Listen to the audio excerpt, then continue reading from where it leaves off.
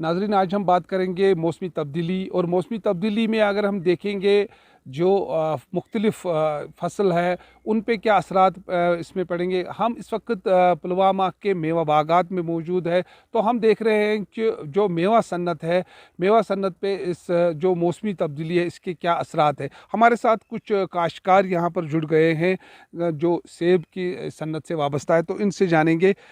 ہمیں بتائیے کہ جو موسمی تبدیلی آئے روز دیکھی جا رہی ہے، اگر درجہ حرارت ہوتا ہے وہ کافی اپ ہوتا ہے، تو اب موسم تبدیل ہوا، بارشیں شروع ہوئی، تو کیا لگتا ہے آپ کو کیا اثر اس سے پڑ؟ یہ موسم بدل رہا ہے۔ جیسے ہم نے ایک پرسوں دیکھا کہ ہمارے یہاں جو ٹیمپریچر تھا تقریباً 31 تک بھی پہنچ گیا، اور آج ایوریجلی اس کے بعد 5 ڈگری پھر کم ہوا ٹیمپریچر، تو اس کے بعد بارشیں آنا شروع ہو گئی۔ یہ تو میوہ صنعت کے لیے اچھی چیز نہیں ہے۔ ہم دیکھتے ہیں کہ مثلاً اس سے کیا فرق پڑے گا۔ ابھی ہم دیکھ رہے ہیں کہ کل دھوپ تھا، آج بارش ہے، کل دھوپ ہے، بہت سی بیماریاں جنم لیتی ہے اس سے، مثلاً سکیب جنم لیتی ہے، ایپڈ زیادہ آ جاتا ہے، کیونکہ گروتھ ایوریجلی اس میں ویجیٹیرین گروتھ ہو جاتی ہے بارش آنے سے، تو ایپڈ زیادہ آ جائے گا۔ یہ میوہ صنعت کے لیے اچھا نہیں ہے۔ اگر مثلاً ماڈریٹ ٹیمپریچر رہے، مثلاً 25 سے 26 یا 27 تک رہے گا، یہ بہتر رہے گا ہمارے لیے۔ لیکن ہم نے ہم نے کل دیکھا 32 تک بھی ٹیمپریچر آیا۔ اس وجہ سے یہ میوہ صنعت کے لیے اچھی بات نہیں ہے، کیونکہ یہ گلوبل وارمنگ کی وجہ سے ہو رہا ہے۔ ہمیں یہاں سے دکھ رہا ہے کہ یہ گلوبل وارمنگ سے ہو رہا ہے۔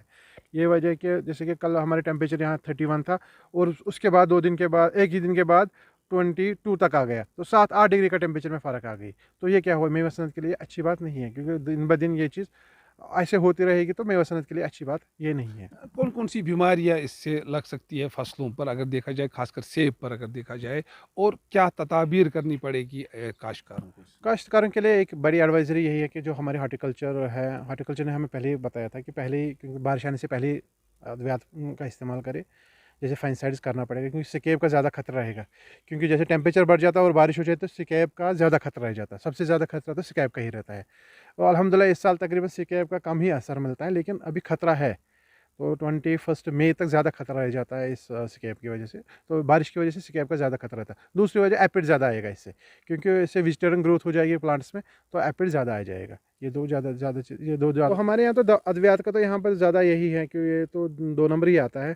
کوئی ایسا میڈیسن جو ہارٹیکلچر پیش کرتا ہے تو اس کے بعد اس کا مس برانڈ بھی ہمارے پاس ہی آ جاتا ہے، اور ہمیں پتہ بھی نہیں رہتا ہے، تو ہم تو کر لیتے ہیں دوائی استعمال، پتہ پھر آخر میں ہم کیا دیکھتے ہیں کہ ہونا چاہیے اس سلسلے میں؟ اس سلسلے میں اگر ہارٹیکلچر جو ہمارے جموں کشمیر کا ہارٹیکلچر ہے، یہ جو چھوٹے برانڈس ہیں جنہوں نے ایسے آؤٹ لیٹس لگائے ہیں، ان کو تقریباً مہینے میں 2 بار 1 بار ان کو چیک اپ کرنا چاہیے، یہ کیا بیچ رہے ہیں، کیا آ رہا ہے کیا نہیں آ رہا ہے، ان کو دیکھنا چاہیے۔